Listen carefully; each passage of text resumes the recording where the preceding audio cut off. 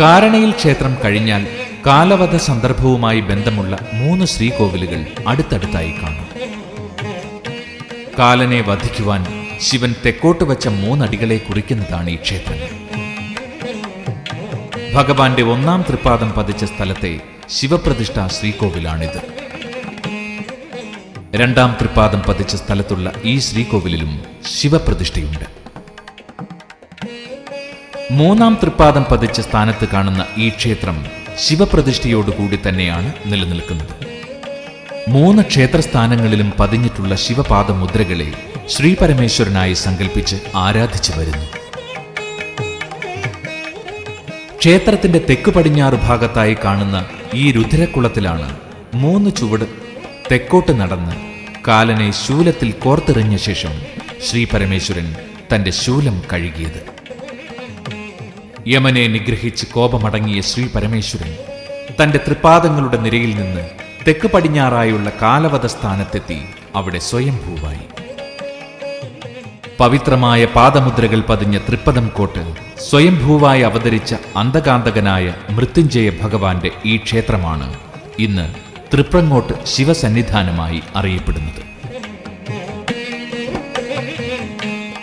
മലപ്പുറം ജില്ലയിലെ തിരൂർ നഗരത്തിൽ നിന്ന് 10 കിലോമീറ്റർ തെക്ക് കിഴക്കായും തിരുനാവായിൽ നിന്ന് 4 കിലോമീറ്റർ പടിഞ്ഞാറായും സ്ഥിതി ചെയ്യുന്ന ഗ്രാമദേശമാണ് തൃപ്രങ്ങോട്ട്.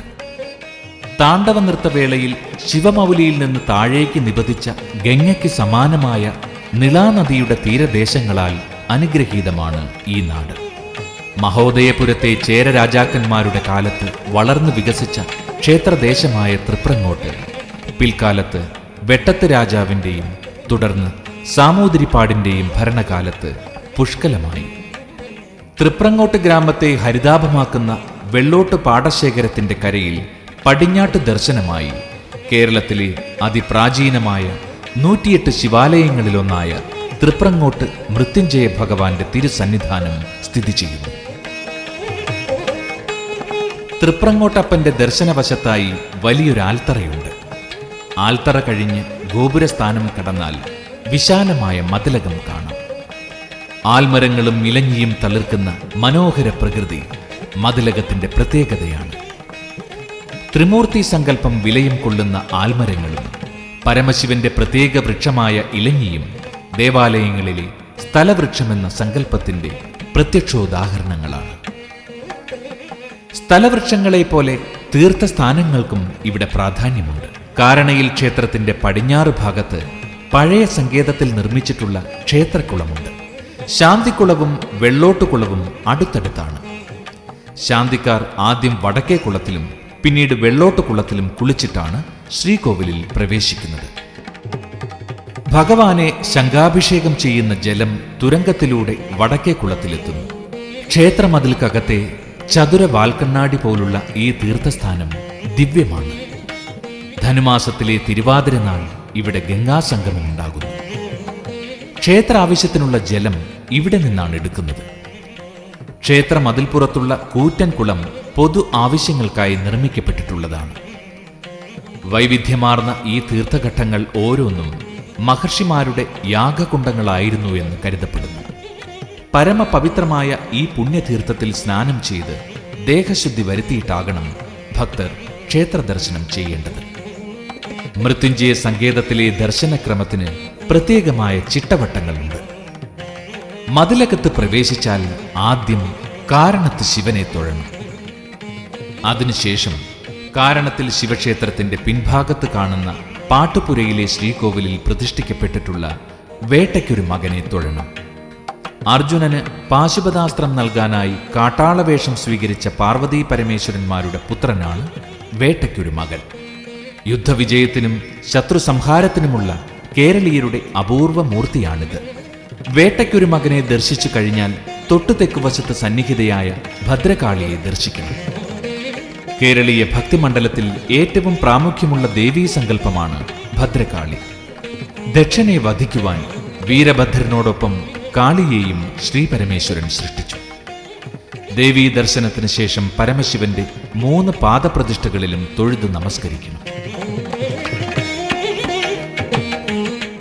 വൈചിത്ര്യവും വൈവിധ്യവുമാണ് ഭാരതീയ ശിവസങ്കല്പങ്ങൾ.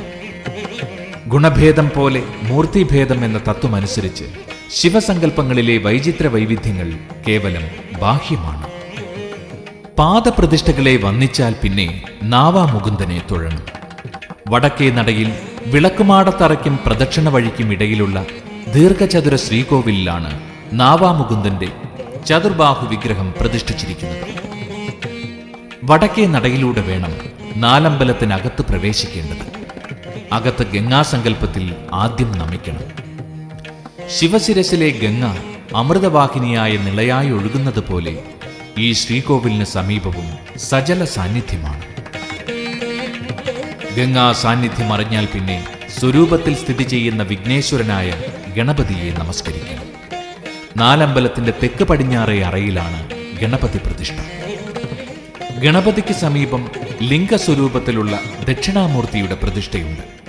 ഇത് ജ്ഞാനദക്ഷിണാമൂർത്തി എന്ന സങ്കല്പമല്ലാത്തതിനാൽ ഗണപതിയെപ്പോലെ കിഴക്ക് ദർശനമായി കാണപ്പെടുന്നു.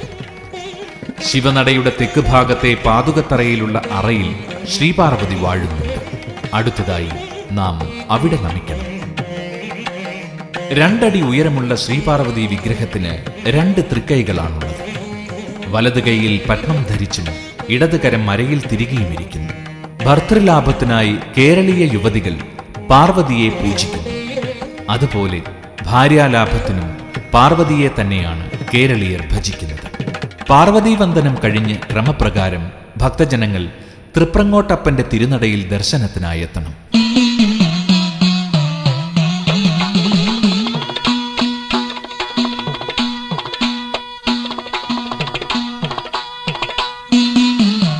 അത്യപൂർവമായ ഗജപൃഷ്ഠാകൃതിയിലുള്ള ഇരുനില ശ്രീകോവിലാണ് തൃപ്രങ്ങോട്ടപ്പന്റെ സ്വയംഭൂ വിഗ്രഹം സഫല പൂജാകർമ്മങ്ങൾ ചെയ്ത് ആരാധിക്കപ്പെടുന്നത്. ചെന്താമരപ്പൂവിന്റെ വർണ്ണമുള്ള ശരീരത്തോടു കൂടിയവനും ഗംഗയെ കൊണ്ട് ശോഭിക്കുന്നവനും കൈകളിൽ കപാലം, അമൃതകലശം, ശൂലം, അക്ഷമാല എന്നിവ ധരിക്കുന്നവനും ത്രിനേത്രനുമായ മൃത്യുഞ്ജയനാണ് പ്രതിഷ്ഠാമൂർത്തി.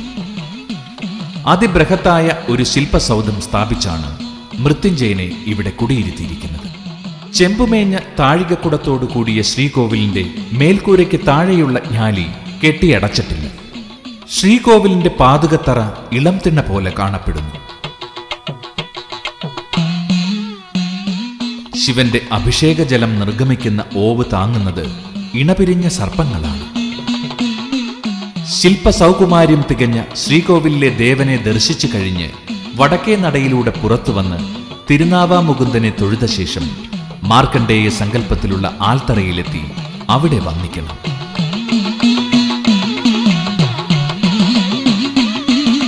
മാർക്കണ്ഡേയനെ സ്മരിച്ച് അതിനുശേഷം തെക്ക് ഭാഗത്തെ പ്രദക്ഷിണ വഴിയിലെത്തിയാൽ അവിടെ വിളക്കുമാടത്തറയ്ക്ക് സമീപം കിഴക്ക് ഖണ്ഡത്തിൽ അയ്യപ്പന്റെ സ്ഥാനം കാണാം.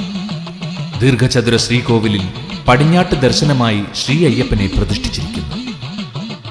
അയ്യപ്പ ശ്രീകോവിലിന് കിഴക്ക് ഭാഗത്ത് പ്രദക്ഷിണ വഴിയോട് ചേർന്ന് മൃത്യുഞ്ജയ ശിവന്റെ ഒരു ശിലാശില്പമുണ്ട്.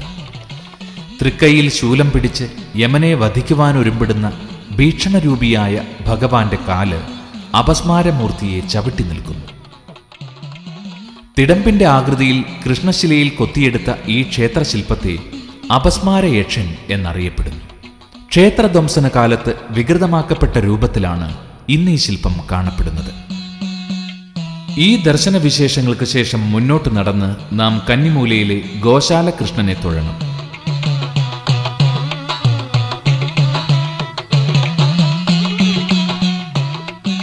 ഗോശാലയുടെ ആകൃതിയിൽ കിഴക്ക് ദർശനമായിട്ടുള്ള ശാലയിലാണ് ഗോശാല കൃഷ്ണന്റെ ചതുര ശ്രീകോവിൽ.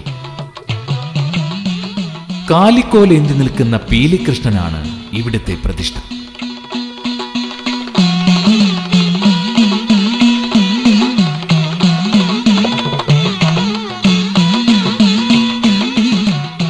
ഗോശാലകൃഷ്ണന്റെ തെക്ക് ഭാഗത്ത് രക്ഷസിന് സങ്കല്പമുണ്ട്.